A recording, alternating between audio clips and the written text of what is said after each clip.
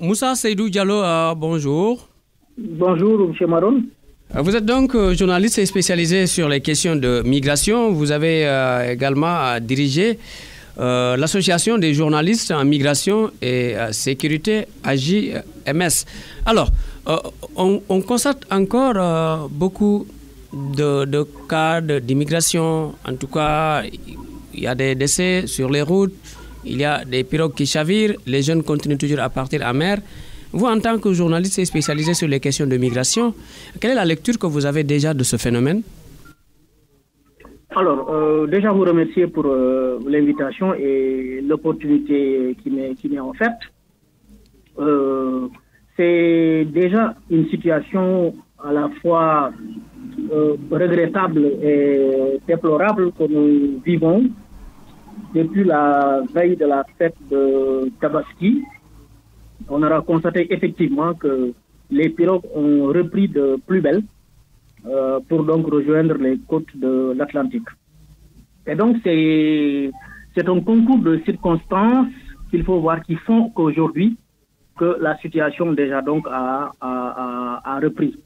Donc déjà cette période-là, c'est une période qui habituellement les jeunes programmés, en tout cas les candidats, se préparaient en ces mois, juin, juillet, pour rejoindre les côtes de l'Atlantique. Mais c'est également des situations, la situation déjà, on vient de sortir de la pandémie du Covid-19. Ensuite, on a connu également des instabilités au niveau du pays, malgré également tous les efforts qui ont été faits. Donc, c'est dire que c'est un concours de circonstances qui ont fait que, aujourd'hui, que nous assistons à cette reprise des pirogues vers, je veux dire donc, vers les côtes atlantiques. C'est un phénomène aujourd'hui qui fait la une de presque tous les journaux aussi. Alors, quelle est aujourd'hui la lecture que vous faites de ce traitement journalistique qui a été fait un peu de ce phénomène aujourd'hui? Alors, à ce niveau, je pense qu'il faut le constater pour le regretter. Au Sénégal, depuis un certain temps, on constate qu'effectivement, la presse ne s'intéresse au traitement de l'information migratoire qu'en cas de drame. Or, cela devrait être l'exception. Parce que ce qu'il faudrait comprendre, c'est que la migration en soi, elle n'est pas mauvaise.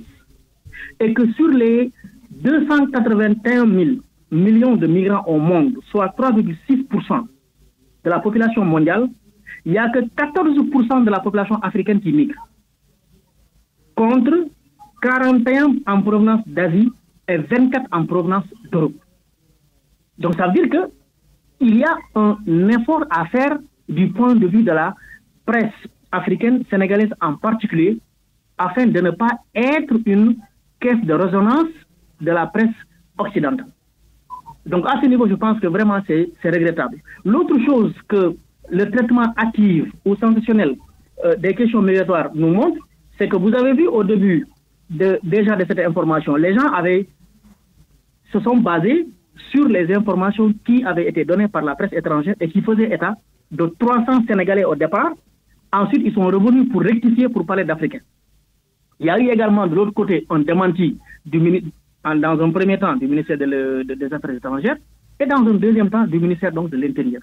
Tout ceci pour dire tout simplement que la presse au niveau du Sénégal doit faire attention pour traiter la question migratoire sous le postulat sénégalais mais africain, mais également adopter une posture d'intérêt national. Ça veut dire quoi? Nous savons tous aujourd'hui qu'il y a plusieurs facteurs qui font que les jeunes partent. Il y a les questions d'emploi, il y a les questions économiques, il y a les questions de pauvreté. Mais qu'est-ce qui empêcherait d'abord aux journalistes de travailler sur les avancées que le Sénégal est en train de poser? Je donne l'exemple, par exemple, de la mise en place du comité interministériel de lutte contre la migration clandestine, le SILEC, par décret présidentiel du 30 décembre 2020. Mais il y a la stratégie nationale de lutte contre la migration irrégulière également qui a été adoptée techniquement et sous peu va être votée politiquement et sera mise en œuvre. Mais il y a également la révision du document de politique nationale de migratoire qui a soulevé l'ire de beaucoup de gens. Beaucoup de gens se sont offusqués du fait que le Sénégal ne dispose pas de documents de politique nationale de migration. Aujourd'hui, c'est en train d'être fait. Pour moi, c'est des questions sur lesquelles les journalistes devraient s'intéresser et ne pas seulement surfer sur le sensationnel et reproduire cette politique répressive de la migration de l'Europe, des Africains, tout en faisant croire que les Africains envahissent l'Europe, alors que tel n'est pas le cas. L'Europe n'est pas envahie par les Africains. C'est tout à fait le contraire, parce que les Africains se déplacent majoritairement en Afrique et non de l'Afrique vers l'Europe. Donc je pense que vraiment, on le constate avec regret, cette situation du traitement. Et vous allez me permettre d'ailleurs de profiter pour revenir sur le terme clandestin. Clandestin, exactement, parce que dans beaucoup de traitements médiatiques, les gens tombent toujours sur le piège. Mais non seulement on tombe sur le piège, mais on tombe également sur le terme crise migratoire. Et je vais revenir sur ces deux termes-là. Le terme clandestin, vous savez, même au niveau des instruments des Nations Unies, c'est un terme péjoratif. C'est un terme qui ne respecte pas les droits des migrants. Puisque les migrants, qu'ils soient irréguliers ou réguliers, qu'ils soient irréguliers ou même qu'ils tombent dans la clandestinité dans un pays d'accueil, ils ont des droits et ces droits-là doivent être respectés. C'est pourquoi, vous savez, même le comité interministériel dont je viens de mentionner, aujourd'hui, le nom, il est en train d'être changé. C'est-à-dire que le SILEC ne va plus s'appeler SILEC, mais le SILEC va devenir SILMI, Conseil interministériel de lutte contre la migration irrégulière. Et nos clandestins. Pour dire que le terme clandestin, il n'est pas approprié. L'autre chose, c'est lorsqu'on parle de crise migratoire, et vous allez vous permettre de citer l'OIM. Donc, ça veut dire que la crise, le terme crise migratoire, il désigne des flux de migration massifs et complexes induits par une crise et qui généralement entraîne des vulnérabilités tant pour les personnes que pour les communautés touchées. Et ça, c'est l'OIM 2012 qui le dit. Mais est-ce que nous sommes dans cette situation-là? On n'est pas dans cette situation-là. Donc nous, on ne devrait pas parler de crise migratoire parce qu'elle n'existe pas ici au Sénégal, encore moins en Afrique. Donc c'est tout ceci qui fait que je pense qu'il y a un intérêt pour la presse sénégalaise de travailler sur le lexique, le vocabulaire migratoire, mais également d'adopter une posture responsable de retenue dans le cadre de la traitement de l'information. Sinon, on désinforme plus qu'on nous donne la bonne information. Et dans ce cas-là, il est difficile pour les populations d'avoir la bonne information, de savoir faire un bon choix. Faut-il aujourd'hui alors renforcer les capacités de ces journalistes-là sur les questions de migration? Il le faut, et c'est un impératif. Vous savez, il y a une initiative qui avait été faite en 2022 par l'UNESCO. Il s'agissait d'une conférence régionale sur les médias et voies de la migration en Afrique. Et au sortir de cette conférence régionale qui a réuni 8 pays de l'Afrique de l'Ouest et du Centre, il y a eu des recommandations qui ont été formulées à l'endroit non seulement des États, des professionnels des médias, des OSC, mais également de ce qu'on appelle donc des partenaires au développement. Au niveau des États, qu'est-ce qu'il faudrait faire? Il faudrait déjà travailler d'abord à adopter la loi sur l'information. Parce que jusqu'ici, cette loi, elle tarde donc elle n'est pas encore adoptée. Ça, c'est un point. L'autre chose, il était question également pour que les États s'engagent dans le cadre aujourd'hui d'améliorer, de mettre au point des cadres, des mécanismes pour protéger les journalistes dans l'exercice de leurs fonctions.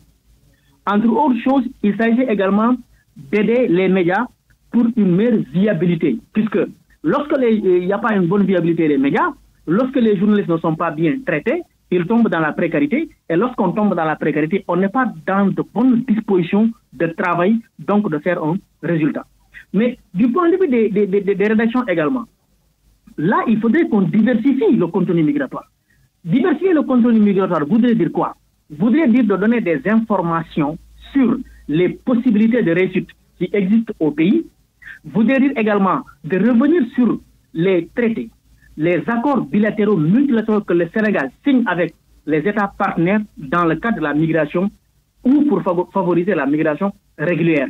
Encore que, dans le cadre de la mise en œuvre du pacte mondial pour des migrations sûres, ordonnées et régulières de 2018, le Sénégal est considéré comme champion.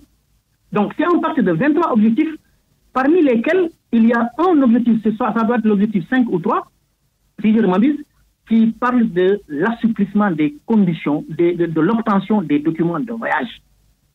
Il faut sensibiliser, mais il faut également montrer les voies et moyens qu'on doit utiliser pour avancer. Mais il faut également travailler avec la société civile. La société civile dans le cadre de la formation, dans le cadre du plaidoyer, mais les partenaires au développement également doivent accompagner les initiatives de la presse locale dans le cadre de la déconstruction des idées reçues et dans le cadre d'une meilleure information, d'une meilleure sensibilisation par l'accessibilité donc des informations. Donc ça, c'est un concours d'acteurs qui va nous permettre aujourd'hui de pouvoir aller dans ce sens et de permettre également aux journalistes de prendre conscience de l'importance et de l'enjeu de la question migratoire pour qu'ils puissent changer de fusil d'épaule. Voilà. Moussa Seydou Diallo, journaliste spécialisé sur les questions de migration. Vous aviez aussi dans le passé dirigé l'association des journalistes en migration et sécurité. Vous étiez l'invité RFM Média. Donc merci pour la disponibilité.